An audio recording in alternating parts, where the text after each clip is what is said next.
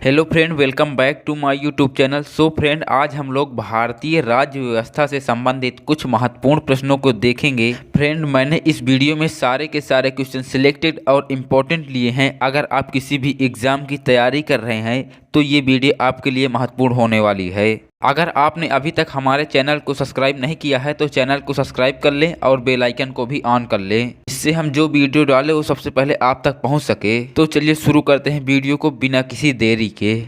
पहला क्वेश्चन हमारा है, विधान परिषद का सदस्य बनने के लिए निर्धारित न्यूनतम आयु कितनी है? तो भारतीय संविधान के अनुच्छेद 173 ख के अनुसार विधान परिषद का सदस्य बनने के लिए न्यूनतम आयु 30 वर्ष निर्धारित की गई है। तो विधान परिषद का सदस्य बनने के लिए निर्धारित आयु 30 वर्ष होगी, यानी कि इस क्वेश्चन का जो राइट आंसर होगा वो होगा ऑप्शन बी। नेक्स्ट क्वेश्चन है, भारत में पहली निर्वाचित लोकसभा कब अस्तित्व में आई थी?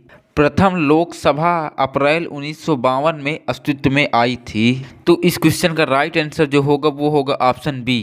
अगला क्वेश्चन है, वोट देने का अधिकार क्या होता है? मौलिक अधिकार, संवैधानिक अधिकार, कानूनी अधिकार या मताधिकार?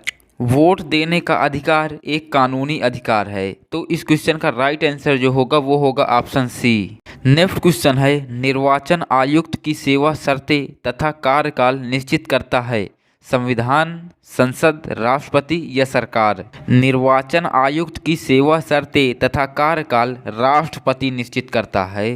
तो इस क्वेश्चन का राइट आंसर जो होगा वो होगा ऑप्शन सी, राष्ट्रपति। बढ़ते हैं नेक्स्ट क्वेश्चन की ओर। नेक्स्ट क्वेश्चन है, भारत के मुख्य चुनाव आयुक्त को कौन नियुक्त करता है? तो फ्रेंड, भारतीय संविधान के अनुच्छेद 324 के अनुसार भारत के मुख्य चुनाव आयुक्त की नियुक्ति राष्ट्रपति करता है और वह मुख्य चुनाव आयुक्त निर्वाचनों का अधीक्षण, निर्देशन एवं नियंत्रण भी करता है। तो इस क्वेश्चन का राइट आंसर जो होगा वो होगा ऑप्शन ए, राष्ट्रपति। नेक्स्ट क्वेश्चन है, भारत का मुख्य निर्वाचन आयुक्त अपना पद धारण करता है, यानी कि इस क्वेश्चन का राइट आंसर जो होगा वो होगा ऑप्शन सी, 6 वर्ष के लिए या 65 वर्ष की आयु, इनमें से जो कोई भी पहले हो उस तक।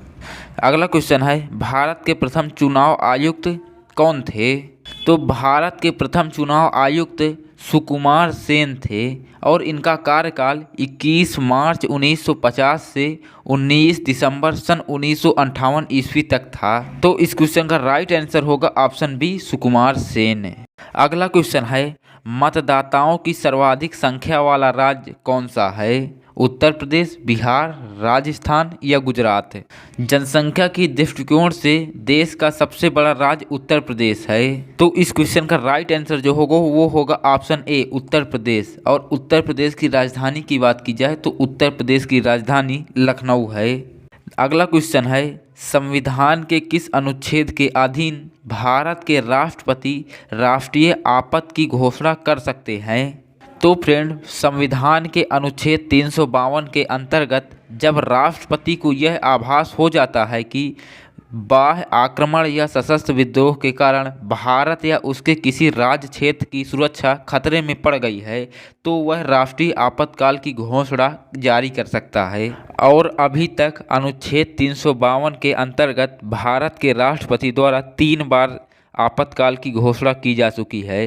पहली बार सन 1962 ईस्वी में, दूसरी बार 1971 में तथा तीसरी बार 1975 ईस्वी में। तो फ्रेंड, अब आप तो समझ ही चुके होंगे कि भारत के राष्ट्रपति राष्ट्रीय आपातकाल की घोषणा किस अनुच्छेद के अंतर्गत करते हैं।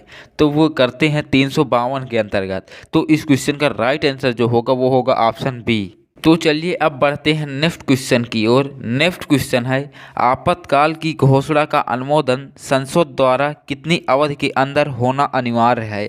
तो आपातकाल की घोषणा का अनुमोदन संसद द्वारा 1 माह की अवधि के अंदर होना अनिवार्य है, यानी कि इस क्वेश्चन का राइट आंसर जो होगा वो होगा ऑप्शन बी। नेक्स्ट क्वेश्चन है, संविधान के अनुसार एक राष्ट्रीय आपातकाल ऑपरेशन में रह सकता है अधिकतम 3 वर्षों तक, अधिकतम 1 वर्ष तक, अधिकतम 6 माह तक या अनिश्चित समय तक? तो फ्रेंड, भारतीय संविधान के अनुच्छेद 352 के अनुसार राष्ट्रीय आपातकाल उद्घोषणा किए जाने की तारीख से 1 मास की समाप्ति पर प्रवर्तन में नहीं रहेगा।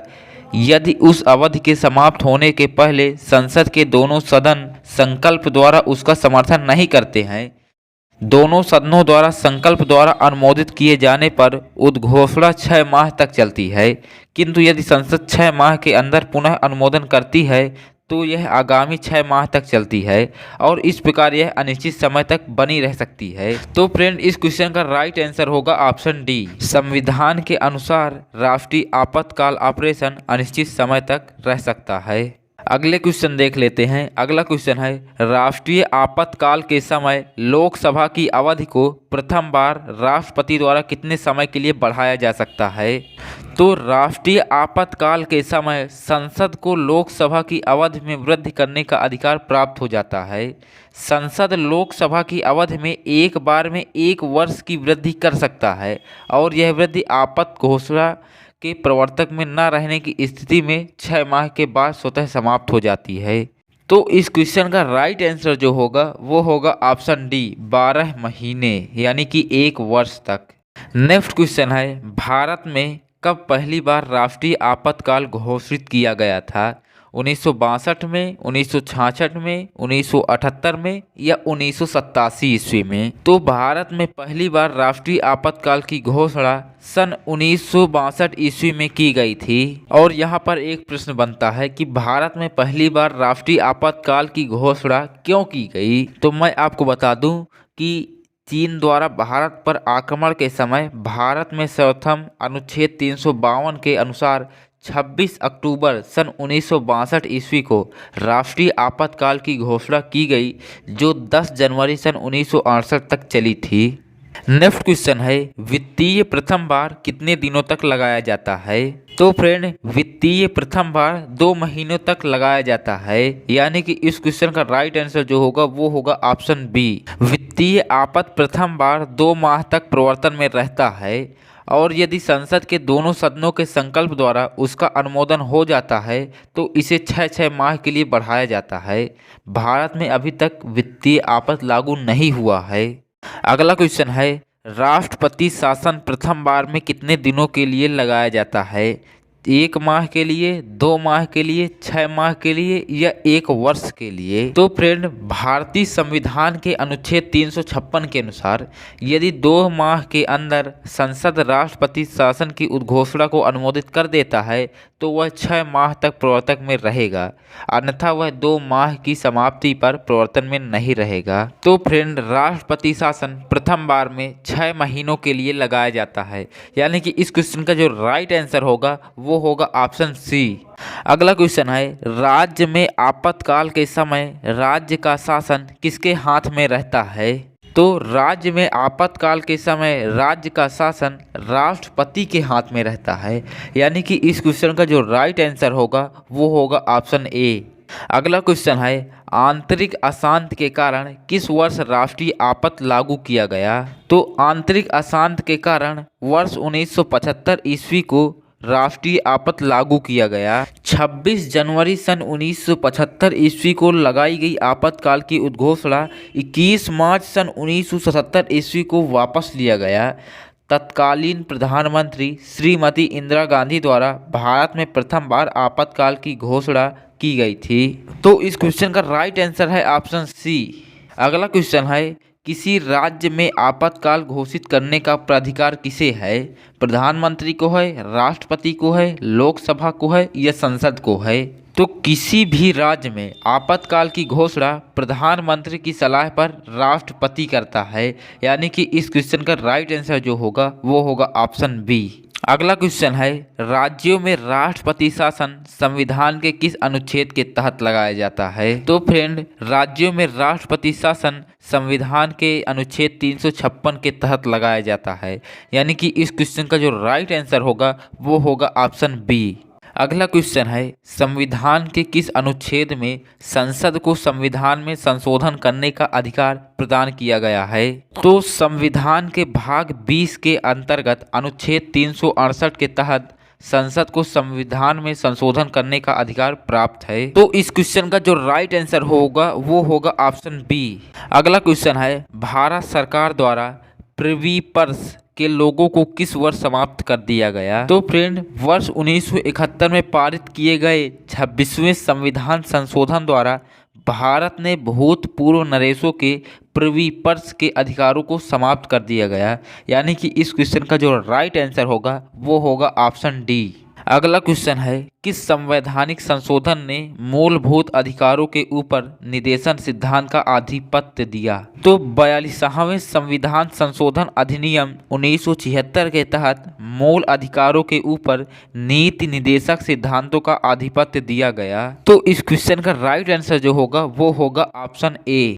अगला क्वेश्चन है, भारतीय संविधान की प्रस्तावना में धर्मनिरपेक्ष शब्द किस संशोधन द्वारा जोड़ा गया?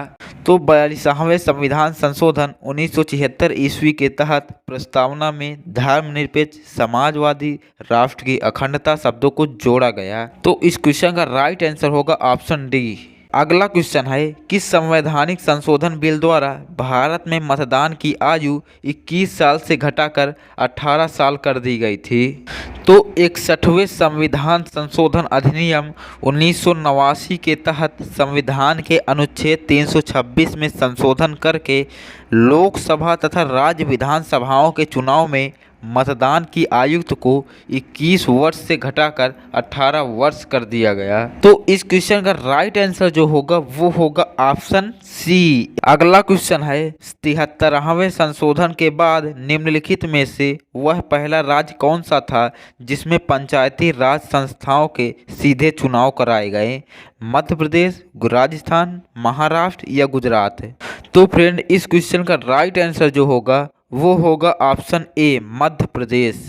73वें संविधान संशोधन अधिनियम 1992 के तहत संविधान में भाग 9 तथा 16 नए अनुच्छेद और 11वीं अनुसूची जोड़कर संपूर्ण भारत में पंचायती राज संस्थाओं को संवैधानिक दर्जा दे दिया गया। इस संशोधन अधिनियम के पारित होने के बाद मध्य प्रदेश वह पहला राज्य था जिसने पंचायती राज संस्थाओं के सीधे चुनाव कराए गए। तो फ्रेंड, आज मैं आपको संविधान से रिलेटेड कुछ महत्वपूर्ण प्रश्नों के बारे में बताया। आशा करता हूं कि ये वीडियो आपको पसंद आई होगी और आपको अब 3 वीडियो दिखाई दे रही होंगी, उनमें से आप किसी एक को चुनकर देखें। तो चलिए, मैं मिलता हूँ आपसे नेक्स्ट वीडियो में। तब तक के लिए टेक केयर, बाय बाय।